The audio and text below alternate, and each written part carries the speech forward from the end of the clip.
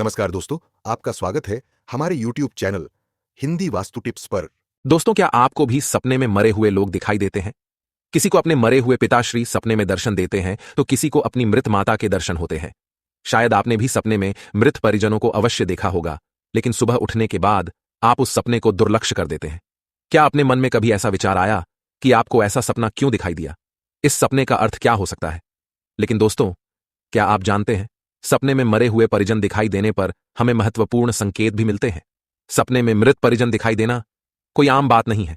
इसके पीछे गहरा रहस्य छिपा हुआ है, जिनका वर्णन हमारे पुराणों में किया गया है। आज हम आपको उन्हीं महत्वपूर्ण संकेतों के विषय में बताने जा रहे हैं, इसीलिए आप इस वीडियो को पूरा जरूर देखिए, क्योंकि आधा अधूरा ज्ञान घातक हो सकता है। आज की इस प्रस्तुति में हम आपको पितृपक्ष में सबसे अधिक सुनी जाने वाली एक ऐसी महान कथा सुनाने जा रहे हैं। इस कथा के माध्यम से आपको समझ में आ जाएगा कि सपने में मरे हुए लोग देखने का क्या अर्थ होता है। अगर सपने में मरे हुए लोग दिखाई देते हैं तो हमें बहुत ही महत्वपूर्ण संकेत मिलते हैं। दोस्तों, कथा को शुरू करने से पहले आप सभी से रिक्वेस्ट है कि आप इस वीडियो को लाइक जरूर करें और कमेंट में जय श्री कृष्ण अवश्य लिखें। तो चलिए आपको सुनाते हैं वह प्राचीन महान कथा। इस कथा को सुनने मात्र से ही पितरों की कृपा प्राप्त होती है। आइए सुनते हैं वह कथा। दोस्तों, एक बार देवर्षि नारद यमराज से मिलने के लिए यमलोक जाते हैं।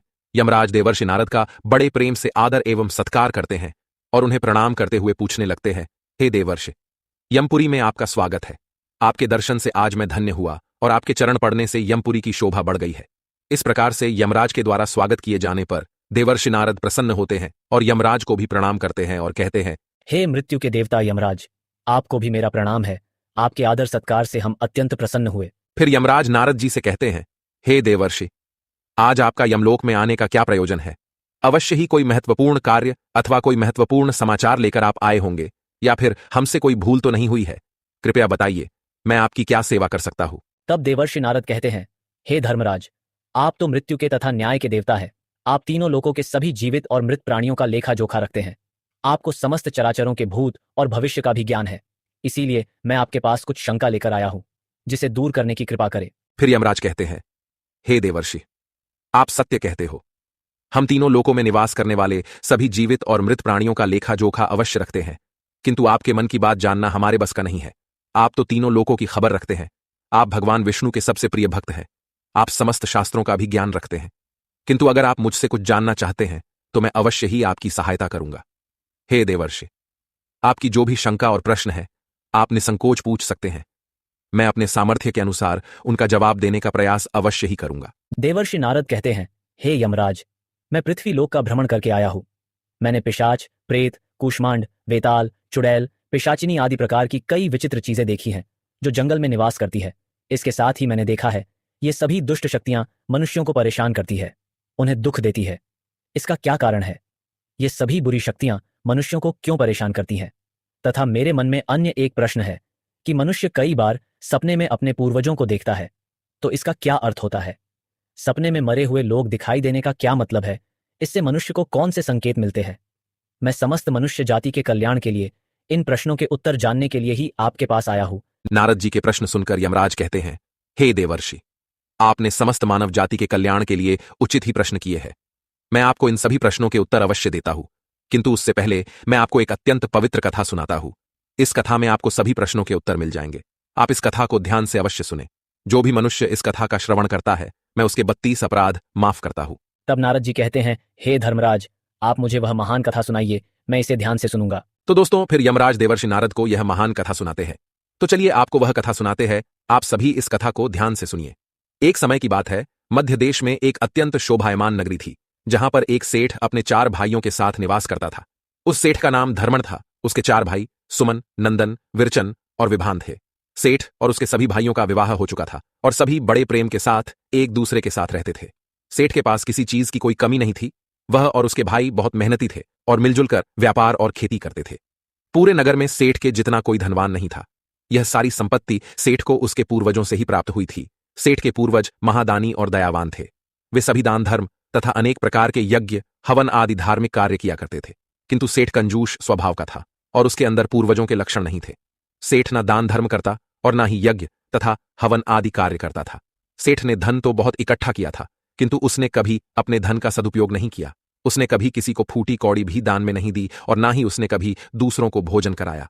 सेठ के पूर्वज तो मंदिरों में भंडारा दिया करते थे, गरीबों को वस्त्र तथा अन्न का दान किया करते थे, लेकिन सेठ ने अपने पूर्वजों का कभी अनुसरण नहीं किया। वह हमेशा ही धन कमाने में और धन का संचय करने में लगा रहता था, जिससे उसके पास बहुत सारी धन संपत्ति तो हो गई, लेकिन उसके पूर्वज उससे बहुत दुखी और नाराज हो गए। फिर पितृपक्ष आया। पितृपक्ष में सभी पूर्वज अपने पुत्रों के द्वारा श्राद्ध और तर्पण की अपेक्षा कर रहे थे, किंतु उनके किसी भी पुत्र ने अपने पूर्वजों के लिए न श्राद्ध किया और न ही तर्पण किया। उन्होंने न दान धर्म किया और न ही किसी भूखे प्राणी को भोजन कराया। अपने पुत्रों को ऐसी दुष्टता देखकर सभी पितृगण अत्यंत दुखी हुए। सेठ के पूर्वजों को अपने पुत्र का व्यवहार ठीक नहीं लगता था, इसी कारण से वे पितृलोक में भी दुखी ही रहा करते थे। धन कमाने के लालच में सेठ इतना उन्मत्त हो गया कि वह अपने पूर्वजों को भी भूल गया और उसने अपने पूर्वजों का श्राद्ध तथा तर्पण आदि कार्य करना भी बंद कर दिया, जिससे उसके पूर्वजों की आत्मा की तृप्ति नहीं होती थी। वे अपने पुत्र के ऐसे व्यवहार से दुखी रहने लगे। फिर एक दिन उस सेठ के पूर्वज चर्चा करते हैं। वे एक दूसरे से कहने लगते हैं, हमारा बड़ा ही दुर्भाग्य है जो हमारे कुल में इतने स्वार्थी और लालची पुत्रों का जन्म हुआ है। हमारे पुत्र न हमारे लिए श्राद्ध करते हैं और न ही दान धर्म करते हैं। हमारे पुत्रों के कुकर्मों के कारण हमारा पतन हो रहा है। इस प्रकार से विचार करके वे सभी पितृ अपने पुत्रों से मिलने के लिए जाने के विषय में सोचने लगते हैं और कहते हैं, हमें यमराज के पास जाना चाहिए। अब वे ही हमारी इस समस्या का समाधान कर सकते हैं। हम सभी यमराज के पास जाकर उनसे हमारे पुत्रों को मिलने के लिए जाने की अनुमति मांगेंगे। फिर सभी पितृगण आकाश मार्ग से उड़ते हुए पितृलोक से यमलोक में यमराज के पास जाते हैं। वहां पर जाकर वे सभी यमराज को नमस्कार करते हैं। पितृगणों को यमपुरी में आया हुआ देखकर यमराज भी उनका स्वागत करते हैं और उनके आने का कारण पूछते हैं। तब सभी पितृ हाथ जोड़कर अपना दुख बताने लगते हैं। वे सभी पितृ यमराज से कहते हैं, हे धर्मराज, हमारे पुत्रों की मति भ्रष्ट हो गई है। हमारे पुत्र न दान करते हैं और न श्राद्ध और तर्पण करते हैं। उनके अशुभ आचरण से हमारा पतन हो रहा है। वे कभी दान धर्म नहीं करते हैं, जिस कारण से हमारी संतुष्टि नहीं हो रही है। कृपया आप हमें हमारे पुत्रों से मिलने के लिए एक बार जाने दे। हम हमारे पुत्रों को समझाकर लौट आएंगे। उन्हें शास्त्रों का ज्ञान देकर फिर से यमलोक लौट आएंगे। तब यमराज ने उन्हें आज्ञा देते हुए कहा, हे महात्माओं, तुम अपने पुत्र को मिलने के लिए तो नहीं जा सकते, किंतु तुम अपने पुत्र को स्वप्न के माध्यम से संकेत अवश्य दे सकते हो। इसीलिए आप सभी अपने पुत्रों को उनके सपने में जाकर संकेत देकर उन्हें अपना दुख समझा सकते हैं। फिर वे सभी पितृ इस बात पर सहमत हो जाते हैं और एक एक करके अपने सभी पुत्रों के सपनों में जाकर उन्हें दर्शन देते हैं। सबसे पहले वे अपने बड़े पुत्र के अर्थात उस सेठ धर्मण के सपने में उसे दर्शन देते हैं और उसे संकेत देते हैं, किंतु उनका बड़ा पुत्र उनके संकेतों को समझ नहीं पाता है। दूसरे दिन जागने पर वह उस सपने को भूल जाता है और अपने पितरों के द्वारा दिए गए संकेतों को भी नजरअंदाज कर देता है। इससे वे सभी पितृगण फिर से निराश हो जाते हैं और फिर सभी पितृगण अन्य पुत्रों के सपनों में जाकर भी उन्हें दर्शन देने लगते हैं तथा उन्हें अनेक प्रकार के संकेत भी देते हैं, लेकिन उनके बाकी पुत्र भी उन संकेतों को दुर्लक्ष्य कर देते हैं। कोई भी अपने पूर्वजों के द्वारा बताए हुए संकेतों को समझ नहीं पाता है, जिससे सभी पितृगण अत्यंत दुखी और नाराज हो जाते हैं।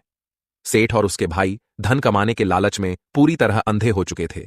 उन्हें पूर्वजों के प्राप्त द्वारा दिव्य संकेतों का महत्व कुछ भी नहीं लगता था, किंतु पितरों के स्वप्न में दर्शन देने के कुछ ही दिनों के बाद उस सेठ को व्यापार में नुकसान उठाना पड़ता है।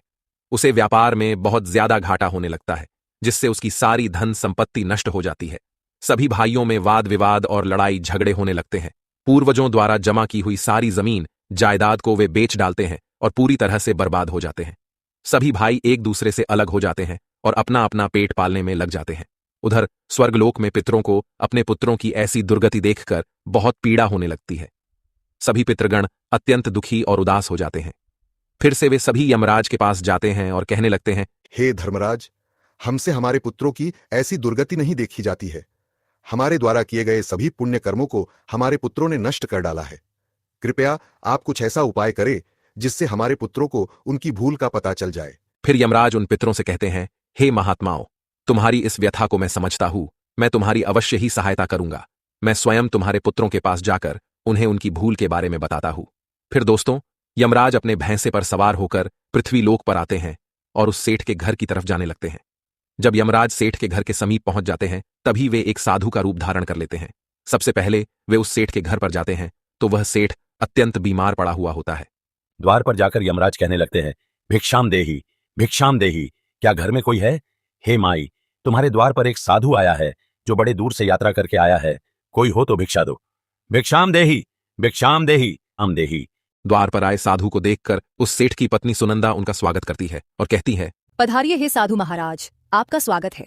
कहिए मैं आपकी किस प्रकार से सहायता कर सकती हूँ। वे साधु रूपी यमराज कहते हैं, हे देवी, मैं भूखा हूँ और यात्रा पर निकला हूँ। यदि दान में कुछ भोजन मिल जाए तो बड़ी कृपा होगी। फिर सेठ की पत्नी कहती है, ठीक है साधु महाराज, आप रुकिए, मैं अभी आपके लिए कुछ भोजन लेकर आती हूँ। सेठ की पत्नी के चेहरे पर दुख के हाव भाव देखकर वे साधु रूपी यमराज कहने लगते हैं, हे पुत्री, तुम्हारे मुखमंडल पर दुख दिखाई पड़ रहा है। अगर कोई गोपनीय बात न हो तो मुझे बताओ, तुम्हारे दुख का क्या कारण है। वह स्त्री कहती है, हे साधु महाराज, आप सत्य कह रहे हैं। पहले हम बहुत धनवान और समृद्ध थे। मेरे पति और उनके भाई सभी साथ साथ रहते थे, किंतु अचानक ही सभी भाइयों में झगड़ा हो गया। अचानक से हमारा सारा व्यापार डूब गया और हम सभी दरिद्री हो गए हैं। यह किस दोष के कारण हुआ है, कृपया आप हमें बताइए। तब साधु कहता है, हे पुत्री, तुम्हारे घर में पितृ दोष है, उसी कारण से तुम्हारे पति की यह दशा हुई है। तुम्हारे पति के कर्मों के कारण उसके पूर्वज रुष्ट हुए हैं। साधु की बात सुनकर वह सेठ वहां पर आता है और साधु से पूछने लगता है, हे साधु महाराज, कृपया मुझे बताइए, मैंने ऐसा कौन सा पाप किया है जो मेरा सब कुछ बर्बाद हो गया। मेरे भाई भी मुझे छोड़कर चले गए और मैं बीमार पड़ गया। तब वह साधु कहते हैं, हे पुत्र, तुमने अपने पूर्वजों को नाराज किया है। तुम्हारे पूर्वजों ने जो संपत्ति और पुण्य अर्जित किया था उसे तुमने और तुम्हारे भाइयों ने नष्ट कर दिया। इसी कारण से तुम्हारी यह दुर्गति हुई है। तुम लोगों ने अपने पितरों का श्राद्ध नहीं किया, उनका तर्पण नहीं किया। इसी कारण से तुम्हारे सभी पूर्वज तुमसे रुष्ट हो गए हैं। तुम्हारे पूर्वजों ने सपने में आकर तुम्हें कई महत्वपूर्ण संकेत दिए थे, किंतु तुमने उन संकेतों को दुर्लक्ष्य कर दिया और अपने पूर्वजों को अपमानित किया है। यही कारण है कि तुम्हारा सारा वैभव नष्ट हो चुका है। इस प्रकार से उस साधु के द्वारा बताने पर उस सेठ को सब कुछ पता चल जाता है। उसे याद आता है कि उसके सपने में उसके पूर्वजों ने उसे दर्शन दिए थे। वह सेठ उस साधु से कहता है, हे साधु महात्मा, आप सत्य कह रहे हैं। हमारे पूर्वजों ने हमें सपने में दर्शन अवश्य दिए थे, किंतु हम उनके द्वारा दिए गए संकेतों को समझ नहीं पाए। कृपया आप मुझे सपने में पूर्वजों को देखने पर क्या संकेत मिलते हैं, इस बारे में बताइए। फिर वह साधु कहते हैं, हे पुत्र, अब तुम ध्यान से सुनो। मैं तुम्हें सपने में पूर्वज दिखाई देने पर मिलने वाले संकेतों के बारे में बताता हूं। साधु रूपी यमराज कहते हैं, हे पुत्र, यदि पितरों का उद्धार नहीं होता है तो वे प्रेत योनि में ही मृत्यु लोक पर भटक रहे होते हैं। वे भूख प्यास से व्याकुल होकर अपने परिवारजनों के घर में प्रवेश करते हैं।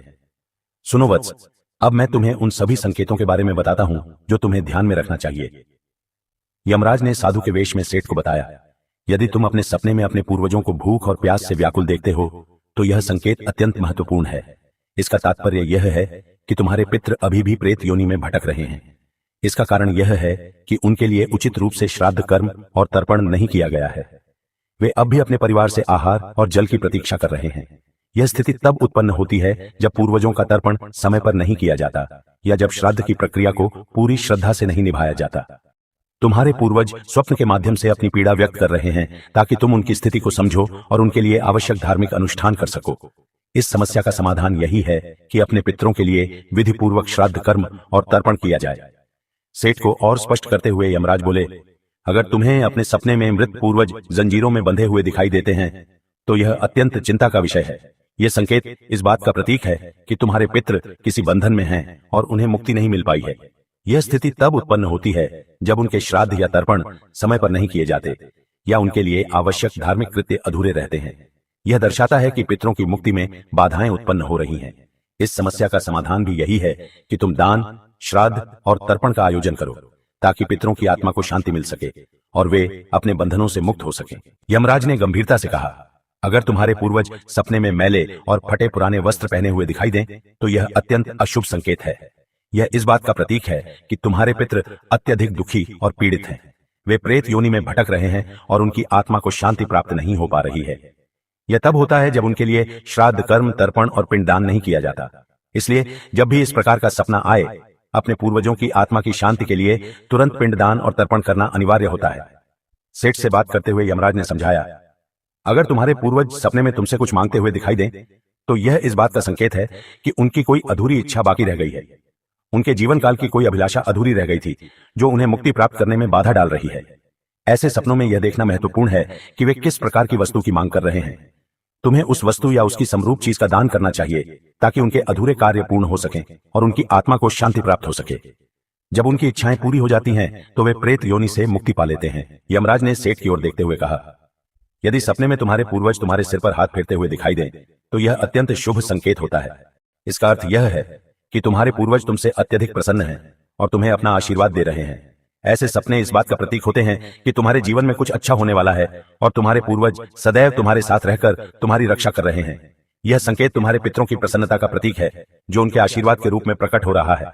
यमराज ने समझाया, अगर तुम्हारे पूर्वज सपने में तुम्हारी ओर हाथ बढ़ाते हुए दिखाई दें तो यह अत्यंत शुभ संकेत है।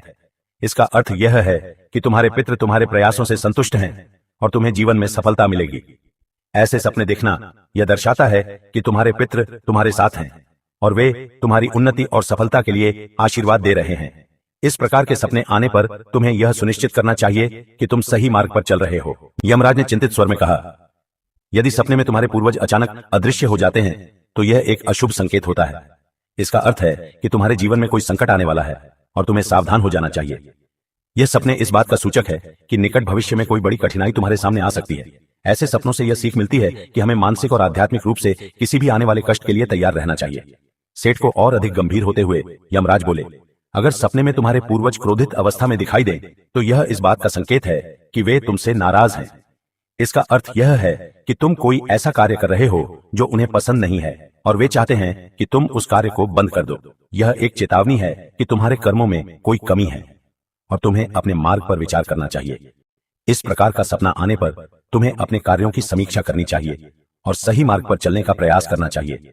यमराज ने दुख भरे स्वर में कहा, अगर तुम अपने सपने में अपने पूर्वजों को रोते हुए देखो तो यह अत्यंत अशुभ संकेत है। यह इस बात का प्रतीक है कि तुम्हारे जीवन में कोई बड़ा संकट आने वाला है और तुम्हारे पूर्वज उस संकट से बहुत दुखी हैं। ये सपने इस बात की चेतावनी देते हैं कि तुम्हें सतर्क हो जाना चाहिए और ईश्वर की भक्ति में मन लगाना चाहिए ताकि उस संकट से तुम्हारी रक्षा हो सके। यमराज मुस्कुराते हुए बोले, यदि सपने में तुम्हारे पूर्वज स्वस्थ, प्रसन्न और तेजस्वी दिखाई दें तो यह अत्यंत शुभ संकेत है। इसका अर्थ है कि तुम्हारे पितरों को मुक्ति मिल चुकी है और वे तुमसे प्रसन्न हैं। ऐसे सपने इस बात का संकेत होते हैं कि तुम्हारे पितृ तुम्हें आशीर्वाद दे रहे हैं और तुम्हारे जीवन में सुख, शांति और समृद्धि आने वाली है। यह संकेत यह दर्शाता है कि तुम सही मार्ग पर हो और तुम्हारे पूर्वज तुम्हारी प्रगति से संतुष्ट हैं। यमराज ने चेतावनी भरे स्वर में कहा, अगर पितृपक्ष के दौरान तुम्हें सपने में घोड़ा, हाथी, बैल या कोई विकृत मनुष्य दिखाई दे तो यह इस बात का संकेत है कि तुम्हारे पितरों की मुक्ति नहीं हुई है और वे अब भी प्रेत योनि में भटक रहे हैं। यह इस बात का भी संकेत है कि वे तुमसे अत्यंत दुखी हैं। ऐसे संकेत मिलने पर तुम्हें तुरंत पितरों की संतुष्टि के लिए दान और श्राद्ध करना चाहिए ताकि उनकी आत्मा को शांति मिल सके। अंत में यमराज बोले, यदि तुम्हें सपने में कोई जानवर जैसे कुत्ता, बैल, गाय या अन्य पशु मनुष्य की तरह बात करते हुए दिखाई दें तो यह अत्यंत विचलित करने वाला संकेत है। इसका अर्थ यह है कि तुम्हारे पितरों की आत्मा को शांति नहीं मिल रही है। यह इस बात का संकेत है कि तुमने उनके लिए आवश्यक धार्मिक कृत्य अधूरे छोड़े हैं। इस स्थिति में तुम्हें तर्पण, पिंडदान या अन्य धार्मिक अनुष्ठान करके अपने पितरों की आत्मा की शांति के लिए प्रार्थना करनी चाहिए। तब वह साधु कहता है, हे पुत्र, यदि तुम्हें भी इस प्रकार के सपने दिखाई पड़े हैं तो तुम्हें अपने पूर्वजों को प्रसन्न करने के लिए दान, धर्म, तर्पण, श्राद्ध आदि कर्म करने चाहिए जिससे तुम्हारे सभी कष्ट दूर होंगे। उस साधु की बात सुनकर उस सेठ को अपनी गलती का एहसास हो जाता है और वह तुरंत ही अपने भाइयों के पास जाता है और उन्हें साधु के द्वारा बताई हुई बात बता देता है। फिर सभी भाइयों को समझ में आ जाता है कि उनके पूर्वज उन्हें सपने में आकर संकेत दे रहे थे। फिर वे सभी भाई मिलकर नदी के तट पर जाते हैं और अपने पूर्वजों के लिए श्राद्ध, तर्पण, दान, धर्म आदि कार्य करते हैं और अपने पितरों को संतुष्ट करते हैं। फिर एक दिन उनके पूर्वज उनके सपने में आकर उन्हें दर्शन देते हैं और उन्हें नाना प्रकार के संकेत देते हैं। वे सभी संकेत शुभ होते हैं। अपने पितरों के द्वारा शुभ संकेत प्राप्त होने पर उन सभी भाइयों का जीवन खुशियों से भर जाता है। उनके सभी रोग और दोष समाप्त होते हैं। वे फिर एकजुट होकर रहने लगते हैं और खूब तरक्की करते हैं। यमराज नारद जी से कहते हैं, हे देवर्षि, जब मनुष्य के पूर्वज संतुष्ट हो जाते हैं तब मनुष्यों को अनेक प्रकार के संकेत प्राप्त होते हैं। अब मैं तुम्हें उन शुभ संकेतों के विषय में बताता हूं। यदि सपने में मृत परिजन सिर पर हाथ फिराते हुए दिखाई देते हैं, इस सपने का अर्थ यह है कि वे बहुत अधिक प्रसन्न हैं। पूर्वज यह संकेत दे रहे हैं कि उस मनुष्य के जीवन में कुछ बहुत ही अच्छा होने वाला है।